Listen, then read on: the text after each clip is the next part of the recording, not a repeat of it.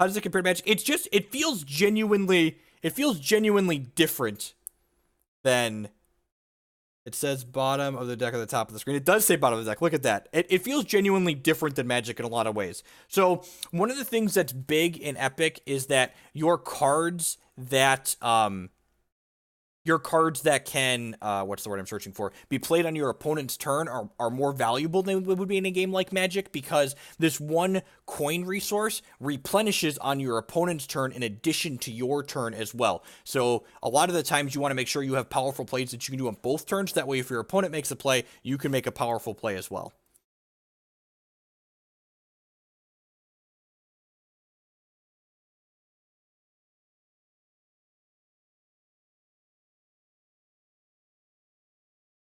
My opponent's just passing me. I'm going to go ahead and play Urgent Messengers here, which puts 2 human tokens into play and lets me draw 2 cards. One of the things that's really interesting about Epic is that the flow of the turns is fluid. So basically, when my opponent passes the turn to me, and I take an action during their end of turn, they get a chance to go back to the start of their turn and play more cards.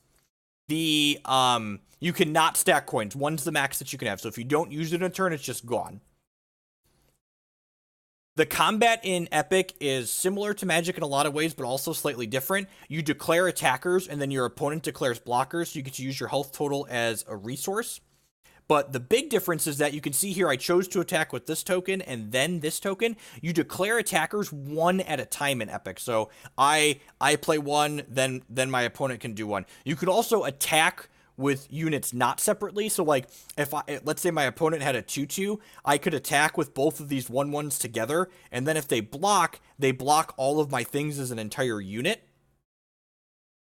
So my opponent's played a Raging T-Rex here, which reveals 2 cards from their hand for the loyalty mechanic. So Epic has 4 distinct colors, or factions, I believe they call them, because there aren't resources in the game to divide them. They encourage you to stay within faction by using these loyalty mechanics. So basically, if my opponent reveals 2 cards from their hand, they get an added effect from this. Theoretically, yeah, you could kind of think of it as they all have banding.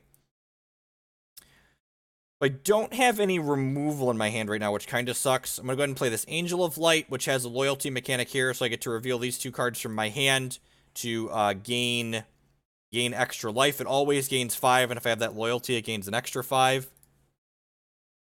One of the things that's really interesting when you're learning a new game, especially like this, is like learning how things scale kind of accordingly. So basically, thinking about how, like, this seems obnoxiously powerful Magic, right? Like, it's a 12/10 for 1, but like everything costs 1. So like 1's the only cost that things can have. So really it's not that strong in the context of the game. My opponent bounced my 5/6 back to my hand. This might be tough. I don't have any of my cards. I have a couple of troops in my deck that, or they call them champions in this game, that kill other champions when they come into play. It's unfortunate that I haven't drawn any of those just yet. I think I'm just going to attempt to pass the turn here. I'll have to discard a card if I do, but I think that's fine. Okay, they're playing Surprise Attack, which lets them put this into play.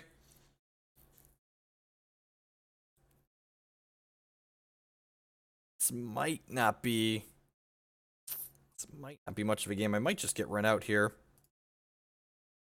Probably should have mulliganed a couple of cards in my opener to find more removal.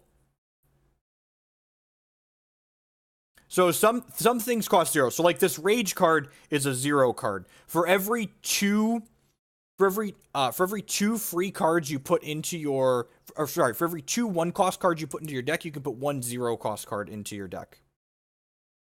Man, I like how I talked about this not having non-games, and I'm just about to get dumpstered here.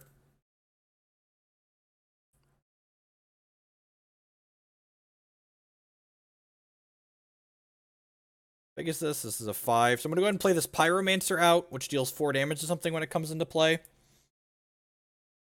And then I'm going to go ahead and attempt to block with it, because I have this Brave Squire card here, which Brave Squire, this is one of the free cards. It gives one of my troops +5 power and unbreakable until end of turn, so I'm going to get to eat their T-Rex here.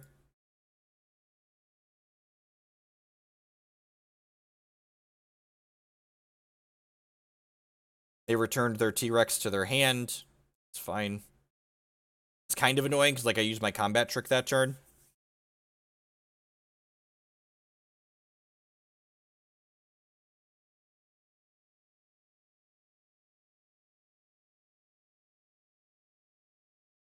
So this card is a 3/2 flight when it comes into play, and it looks at the top 5 cards of their deck, and then they get to grab a champion from among them.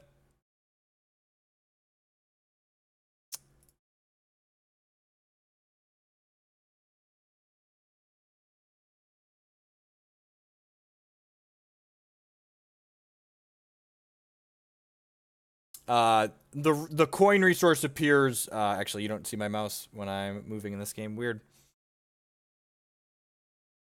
My deck doesn't actually have any sweepers in it, so I think we're actually just gonna pack it in here and try something really obnoxious their client does right now in alpha. You can only concede when you have priority. So like I can't just click here and concede.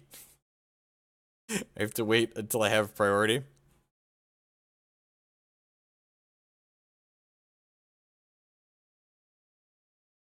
Send them another challenge with something else.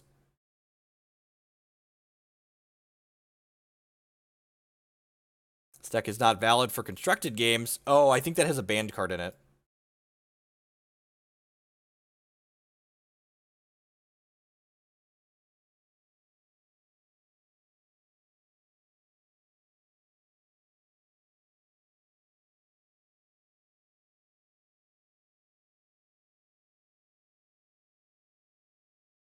So when the card gets flipped upside down like that, what that means is in Epic, what does this do? Deal 5 damage.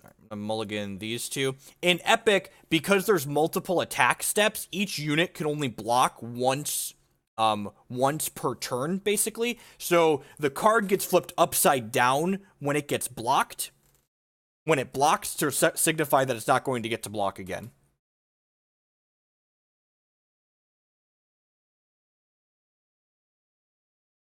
Needs a way to mark, yeah, this has blocked, basically.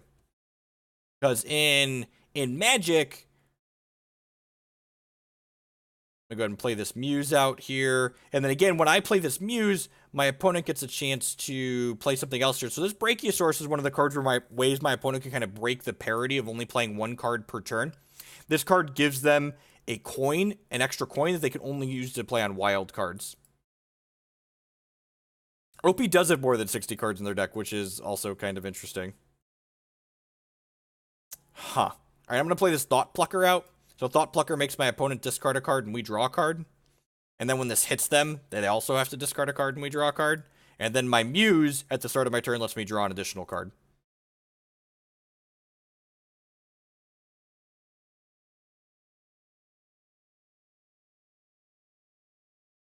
Go ahead and attack my opponent here.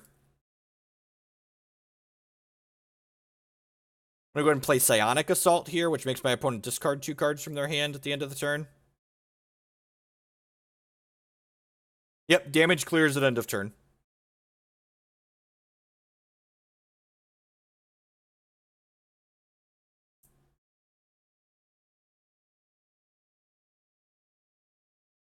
Card looks like a meteor. It should kill the dinosaur. So this can deal 3 damage to something as a free card that I can play for the turn, or I can kind of kick it and use my 1 coin for the turn to deal 3 damage to a player in every champion they control.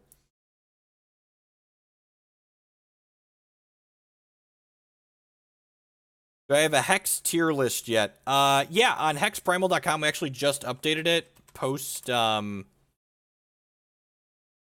whatever you want to call it. Post Lasgar's Vengeance. So the Dino just got played last turn, so cards are summoning sick or whatever you want to call it in this game. I'm going to play this Time Bender out, which, for one, brings Psionic Assault back to my hand, and then I get to reveal these 2 to give it Blitz, and then I can activate this to return their thing to their hand. Pick your Dino back up.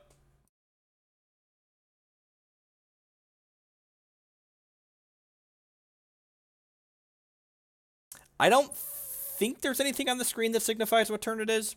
I wonder if the game log shows what turn it is. Doesn't look like it. Opponent played a card that dealt 2 damage to everything, which kills my Muse.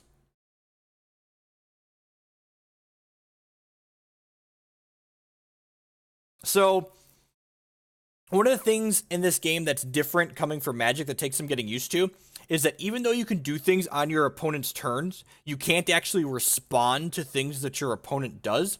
So, like, if I pass the turn with this and don't use it, and my opponent has a way to kill it, for instance, I'm just not going to get to use it for the turn.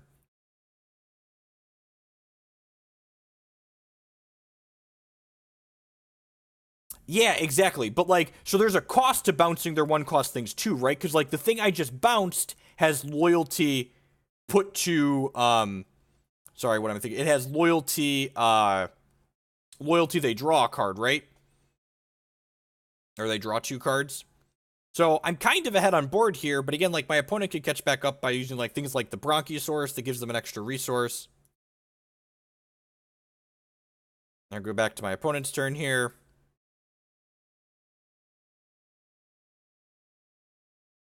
And my opponent played a card that banishes all non-token champions. So, Just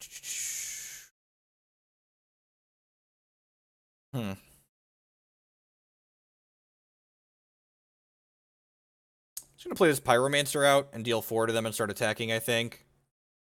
Thought Plucker is pretty good. Basically we bounced the Ball Drifter, yep.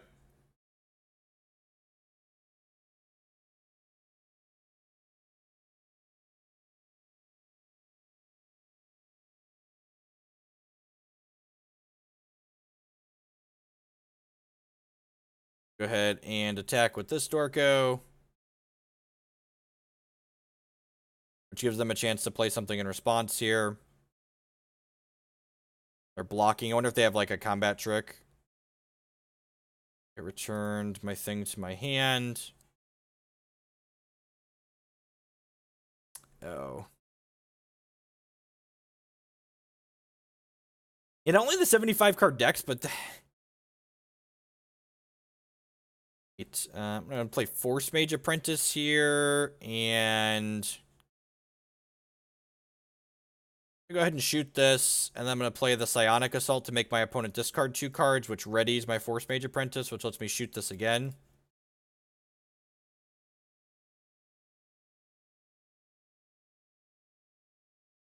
The Sting Constant seems very reasonable. I kind of want to try it in other shells. So my opponent's going to get to draw some extra cards here, but they're going to discard. So, like, I'm kind of ahead on board right now. Like, I've got the 0 power guy, so not really ahead. They're going to have to bin 2 cards here, so I'm going to be up cards in my hand, which is nice. One of the things that's interesting is this game, it doesn't have a void or an exile. There's the discard pile, and then things get banished or transformed. They go to the bottom of your deck, which is kind of neat.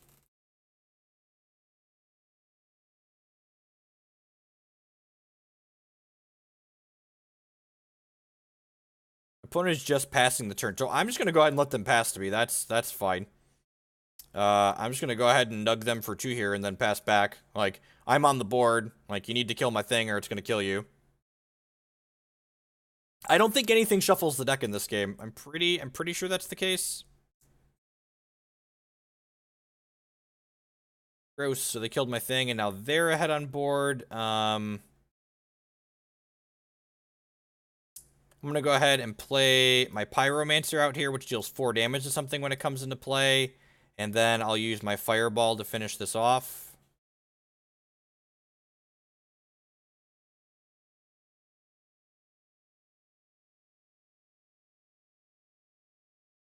Yeah, I agree completely, Boss Cranko. A lot of the times you can prevent your opponent from, like, going all in on something kind of scary by making sure that you just, like, have your resource available, because then they know you have counterplay. Like check out this card. This card picks a card back in their hand, and then we draw 2 cards. So, like, they played this Raging T-Rex out, which draws some cards here, but I'm just going to go ahead and erase this, so go ahead and pick that back up, and then I'll draw 2 cards.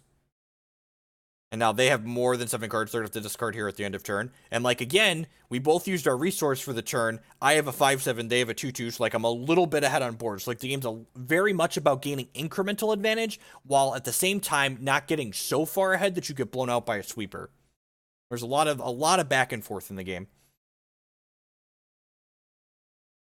If you want to try this game out for yourself, you can actually buy into the digital alpha on Epic's website. It's $20, and what that gets you is access to the alpha now, as well as the ability to have all 3 sets when the Epic alpha finally releases into the full form, in addition to $20 worth of event tickets. That's kind of annoying.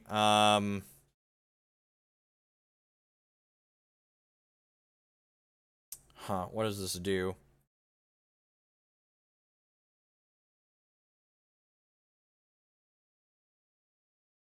Oh, this is sweet. So I can play the Time Bender in response here, which gains Blitz, and this can banish target 0 cost thing. This is unbreakable, not unbanishable, so I get to save that and save my guy.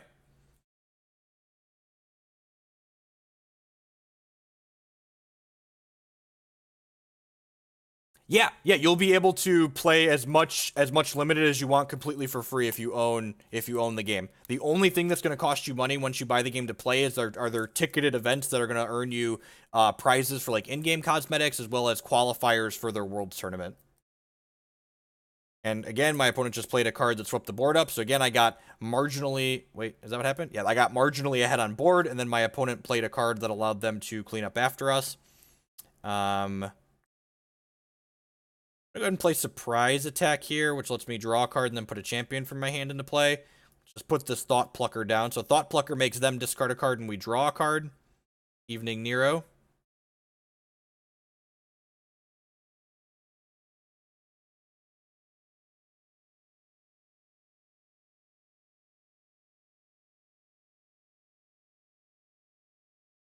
Go ahead and attack with this Thought Plucker. Again, if this hits my opponent, they're going to have to discard a card and we'll draw a card. And they, again, so you can see here, my opponent spent a resource returning that to their hand. Oh, they got to kill my thing. It's annoying. So they're ahead here on board, but they're ahead on board right now, but I haven't played my 1 cost thing yet for the turn, so we're going to get to do that. I'm going to go ahead and put my Sea Titan into play, which is an 11/14 that's untargetable, so basically hexproof. Go ahead and get rid of that token. I don't actually... So hand disruption is like, okay, sometimes you end up grinding people out, but again, I agree with your assessment that a lot of the times the games end up where both players have a lot of cards in hand throughout the course of the game.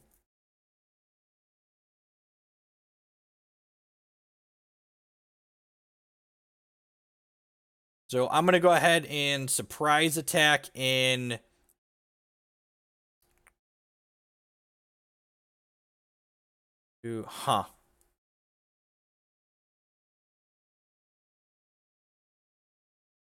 Surprise Attack in the Elena here, which Loyalty can gain Blitz. So I'm going to go ahead and reveal this and this to my opponent. And then she activates to transform an opposing troop into a wolf. So this is going to go ahead and put this card in the bottom of my opponent's deck, and then they get a 2/2 out of it.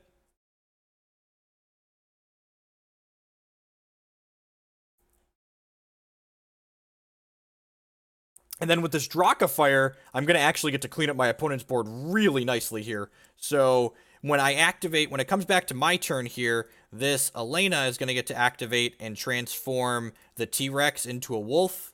And then I'm going to get to go ahead and use Fire here to deal 5 damage to each opposing champion plus draw a card. So light all of your nerds on fire.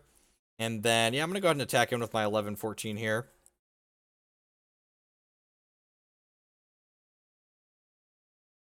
Tribute's not super straightforward either. Tribute being enters play isn't super straightforward.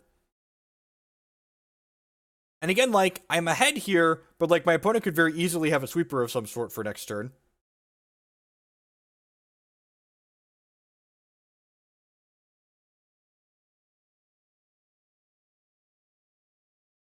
And like honestly, I'm kind of at a board state where like I don't want to commit anything else to this board until my opponent deals with my board, and then when they deal with my board, I'll immediately commit something new to the board, so that way I end up ahead.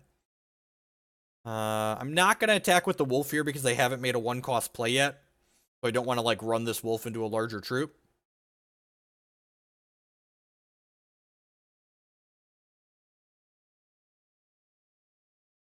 Yep, 6/6.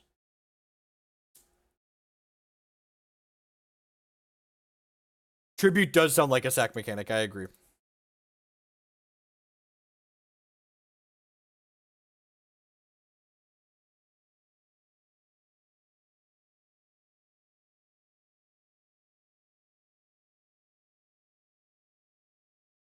And they just played a card that banishes all champions, so I'm going to go ahead and play the surprise attack here, which lets me put this any unit from my hand into play, and when this comes into play, my opponent discards a card and I draw a card. This is a 9/4 unblockable. Oh, that's a beating.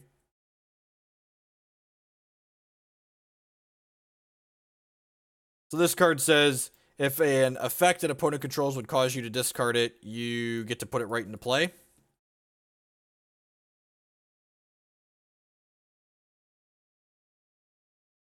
That's really gross.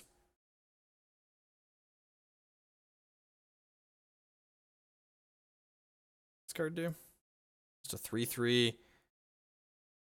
Recall do. When you recall this card, it returns from your discard pile to your hand. Oh, so it just keeps coming back. It's a neat card.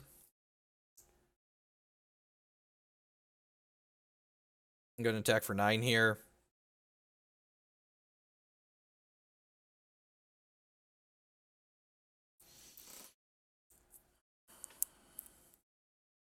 Obstinate Bailoff tasted, basically. Just gonna go ahead and pass here.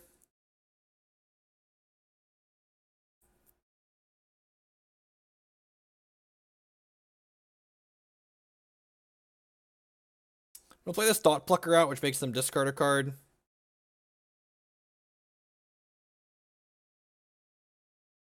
They do have a game mode that has a timer. And yeah, it feels like a lot of the games when you're playing with two decks that feel like have reasonable selections of cards, but the games do last a long time. So I might just chump block here with this. That probably sends off a red flag, though, that I've got my Wave of Transformation for next turn. I'm just going to pass here, make them deal with the Thought Plucker. We'll take 10. This might be a little bit fast and loose because, like, this thing gets to come in as well.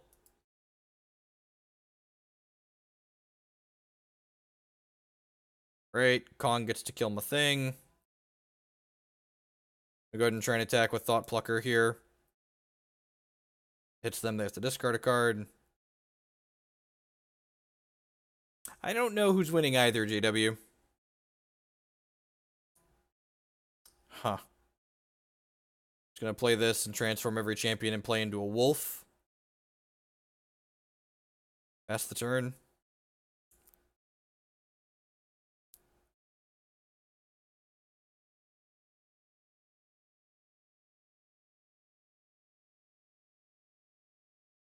We do have more cards. You're not wrong about that.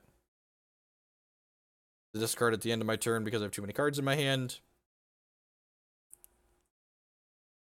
All events are instants, essentially, but you get to what's the word I'm searching for?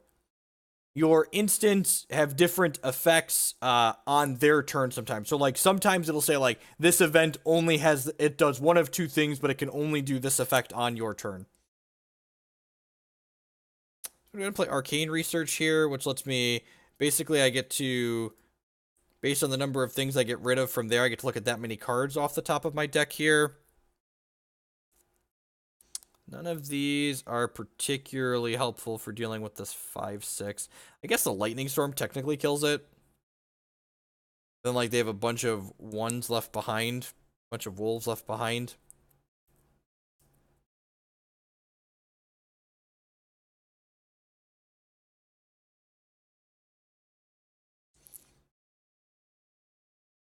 I'm going to play this and reveal these Juggernauts from my hand. This lets me gain control of one of their cards till end of turn. Yeah, kind of, except the number of cards that you banish into the bottom of your deck are the number of cards that you look at. So this card's pretty good too because it lets me deal 2 damage to 2 targets, and it's really good in conjunction with the Lithomancer here because she can turn things into wolves. So basically, I get to play her out and reveal these Juggernauts here, and then she gets to go ahead and turn this into a wolf, and then this gets to go ahead and activate and kill these 2 wolves, and suddenly we're basically at being ahead again on board. They haven't played their 1-cost card yet for the turn, so here's their surprise attack. We'll see what they get to dump in here. They put in Marcus, and Marcus is kind of scary because he gets to destroy tokens when he comes into play, so he's going to get to deal with my 2 wolves here. Thankfully, I have another Dominator here, so I'm going to get to flash him in and steal Marcus for a turn, which is nice. So I'm going to go ahead and reveal these 2 and borrow you.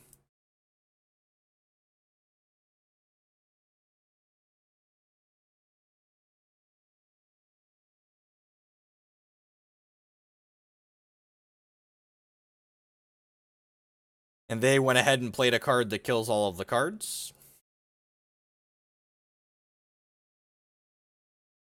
Play the Juggernaut out. 9-3 with Breakthrough and Blitz. And go ahead and crunch on in here.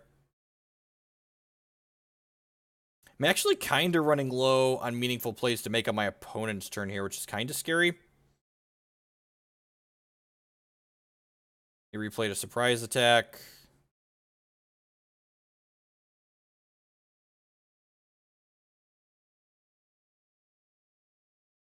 So this has Unbreakable on my turn. So this can happen here. These guys will bounce, and then that's got 9 damage on it, so I can just go ahead and double Fireball this to finish it off, which, like, isn't a super great trade for us in terms of card efficiency, but, like, we've got plenty of cards in my hand, and taking their unit off the table while my unit gets to stay in play is actually kind of a big deal.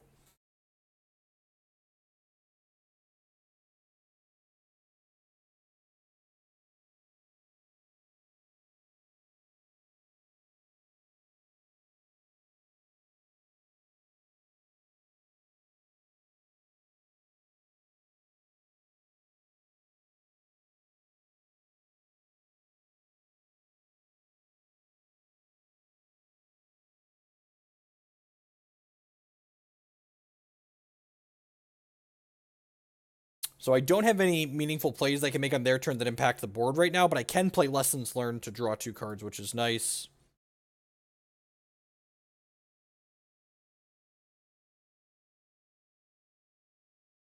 It's really unfortunate I didn't have a way to impact the board there because my opponent just, like, played a thing to kill my thing.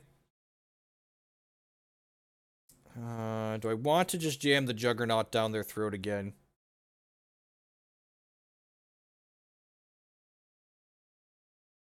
I feel like I'm just going to pass here.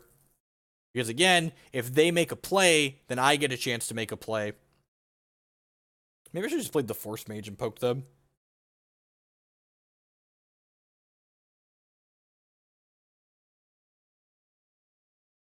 They've played some non... Their deck is actually...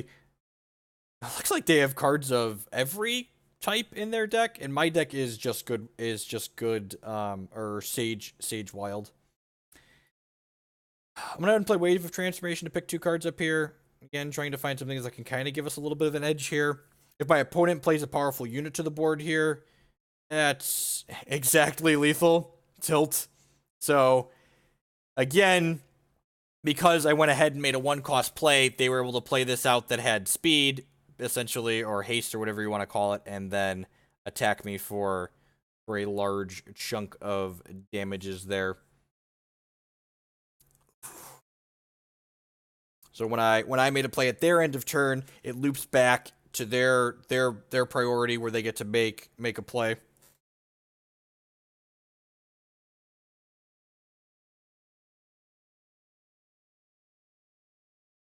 They want to play one more.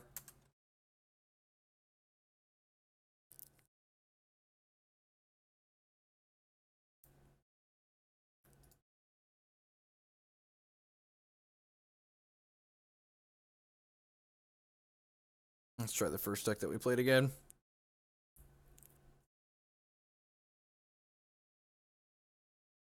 We got a win one, surely. I don't know if that's necessarily true. This game's pretty low variance, so when you're as bad as I am, that's the downside to low variance games. You don't just get to derp your way into victories. Seems pretty good. The Rebel Leader's kind of great. It's a 3/4 that makes a human token. It makes sure their human's larger. Most importantly, it's a 0-cost card. Hello, Declan. Did you have a good shower?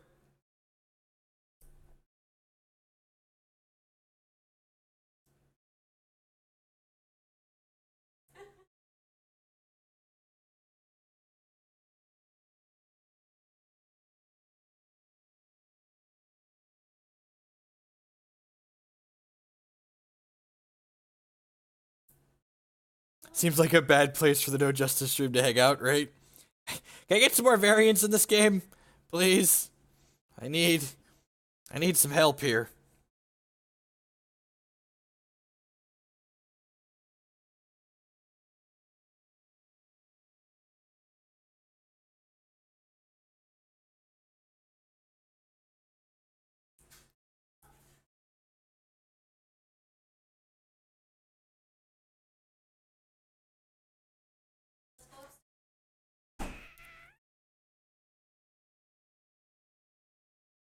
I'm gonna use this to draw 2 cards here. I really kind of need some gas. Palace Guard's pretty good. It's a 6/8 that when it comes and enters play, it gets to banish something.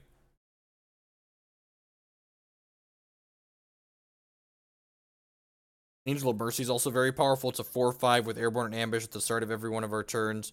We get to put a good champion from our discard pile into play. Burned away my token. That's sad.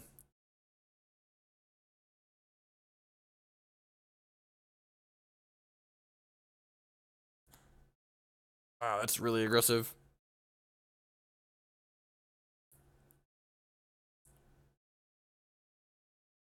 These tokens, thankfully, don't really matter much. So I'm going to go ahead and surprise attack in here. This.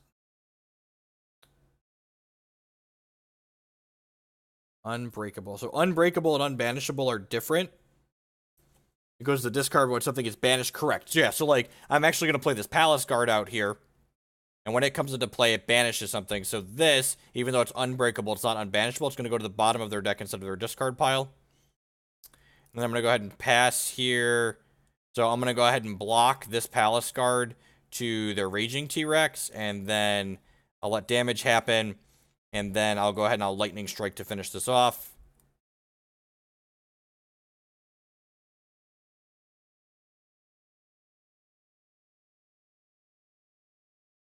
They got the last play, unfortunately. Kong went ahead and killed my thing. I'm going to go ahead and play Marcus out here, which lets me banish up to 3 tokens, so we'll get rid of those. Then I can reveal these 2 to draw a card. Letting them know that the Angel of Mercy is coming kind of sucks, but...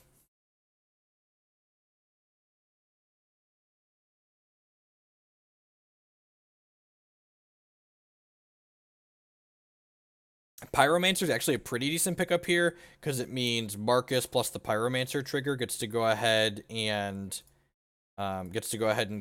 trade with Kong. That being said, like, this is my 1-cost play for the turn, which means that I'm going to end up behind on board.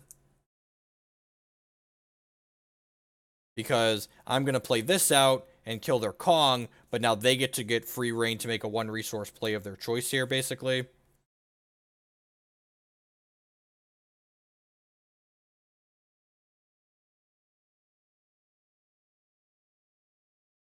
They dealt 2 damage to everything. There's something that deals like 5 damage to my Pyromancer.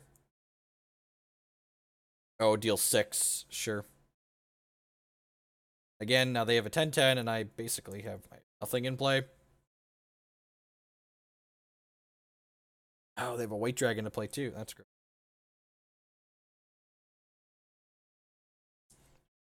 Alright, Kong was a good pickup. Shoot your Marcus, go.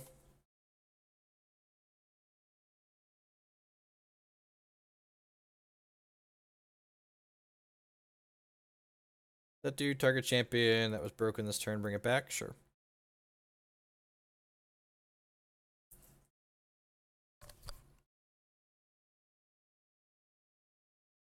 I don't think so. I'm pretty sure we're still behind here. They have Divine Judgment in their hand too, so they can just like sweep the board at will as well. I guess this Kong technically keeps Marcus on lock, which isn't the worst.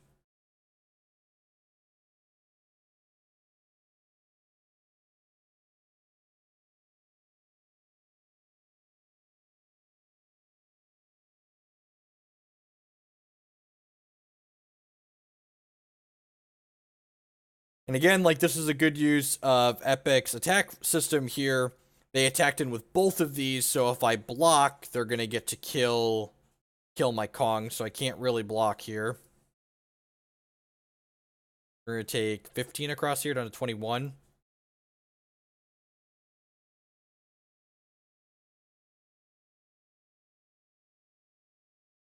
I'm gonna play this Angel of Mercy out at end of turn.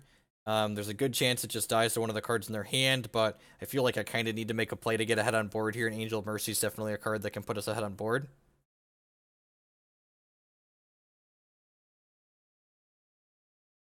So if they don't have a way to shoot this, on my turn, I'm going to get to bring a good champion back. Sure, 5/5.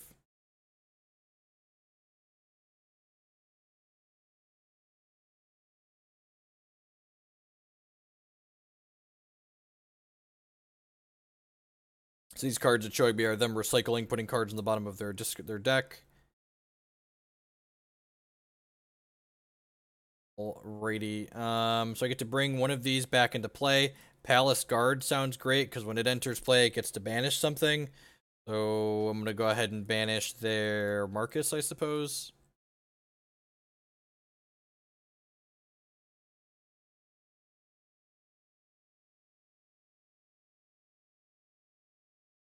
Just gonna pass here.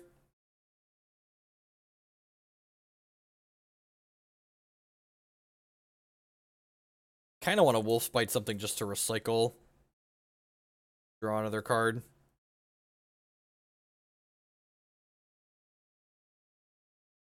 Good champions in there, so I can bring them back with Angel of Mercy.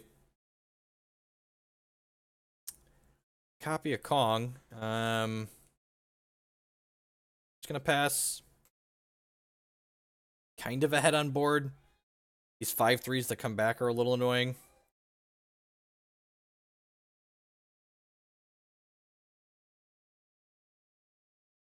Why wouldn't it be profitable to take a 2-for-1? Is it because you're behind? You'd be behind on board. In what aspect? Sharp Object. Oh, I guess I probably should have played the white dragon out so I could block their dragon. That's probably true.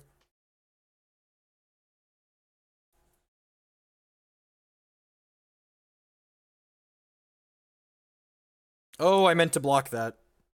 I wasn't paying attention to what phase we were in.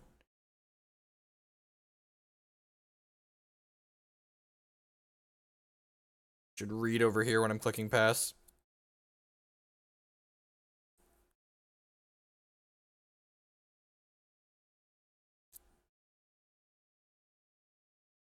That's cute. It deals 9 damage to everything, and then they get theirs back. And I, unfortunately, am just super far behind here because I don't actually have a way to... I didn't have a way to play a 1 resource card on my opponent's turn. So we just ended up super far behind. Cycle these 2 non-good cards.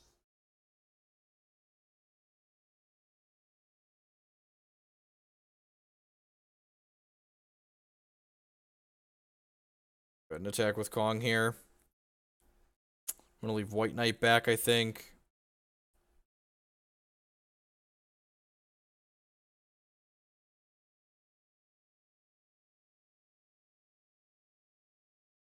Wow, what a slide out of my chair tilt. They had another deal 9, which cleaned up my Kong. Gross.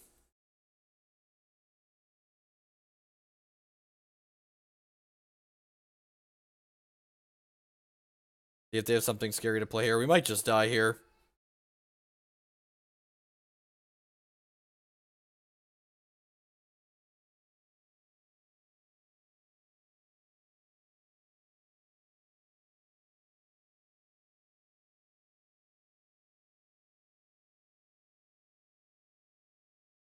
Just gonna lose a third one in a row here. Maybe I don't like this game. I don't get to win a lot. I also don't think these decks that I have built are particularly good. There isn't a lot of data on Epic because I don't have a ton of matches played as of yet. They just have a few smaller events every year, so I can like inner piece here and gain 10. But we're probably just gonna die this turn. This is a game called Epic Card Game.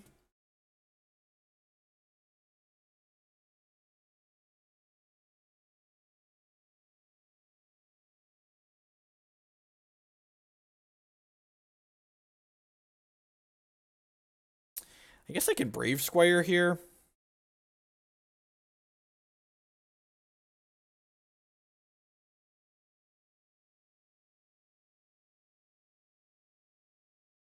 So the game's in closed alpha right now, so there is not a very large player pool. In fact, I've sent this is someone that I know from the Epic Discord server, so I've sent them a challenge match 3 times in a row. I haven't been queuing into the random queues. The random queues have some amount of people, but because the games are asynchronous for purposes of streaming, a lot of the time when people are playing in those queues, they're not playing expecting to finish the game right away. So, like, if I started a game, it could be, like, a couple minutes between plays sometimes, which is not interesting or enjoyable to stream with. So, a lot of times when I'm streaming this game, I'm messaging people looking for specific people to play that I know that are going to be able to sit there and play out the entire thing. At any rate, we're pretty dead here, so I'm going to go ahead and concede and then go ahead and call it a day. Thank you everyone for hanging out through the end of the stream. I hope y'all enjoyed it. If you were here for the Magic, the archives are basically done uploading now. I'm going to upload this set of me getting thrashed in Epic a little bit here possibly as well, and I will catch y'all around. I'll be back on a Tuesday morning for Magic, followed up by a little bit of Hexy time. Peace, folks.